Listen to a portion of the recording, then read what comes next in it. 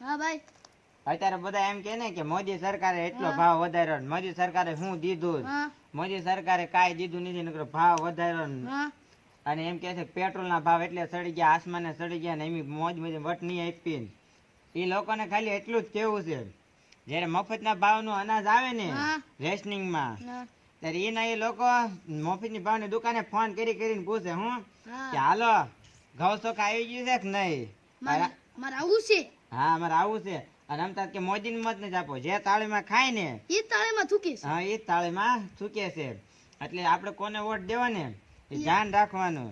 અને આ દુનિયા સડે ને એમ નહીં સડવાનું. આ બધું છે ને કૂતરા જેવું થઈ ગયું.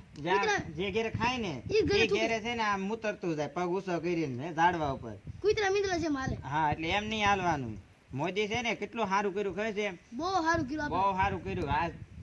આપણે આખો ભારતનો નજારો ફેરવી નાખ્યો. ભારતનું નામ ઇન્ડિયા હતું ને, ભારત કરી નાખ્યું. આ મોદી સરકાર છે. ડિજિટલ બધું બનવા માંડ્યું. મોટા મોટા ગ્રાઉન્ડ આપણા દેશમાં છે, મોટા મોટી વિશ્વની મૂર્તિ આપણા દેશમાં છે, મોટી મોટી સ્કૂલો છે, યુનિવર્સિટીઓ હાલે છે. અને પાછા કે મોદીએ કાંઈ નથી કર્યું, મોદીએ કાંઈ નથી કર્યું તો આપણને મત ઓલા પણ આપણે જ્યારે બનાવવાનું હતું ને એક મંદિર, ત્યાં એ લોકોએ એટલો પેલા હત્યાકાંડ કર્યો હતો ને એની વાત જવા દે. જ્યાં હોય ને માણસો આપડા મરી ગયા હતા નદી કાંઠે, અમુક વાંદરા હોય ને મારી નાખ્યા હતા. બોલી લોકો એટલો અત્યાચાર કર્યો હતો.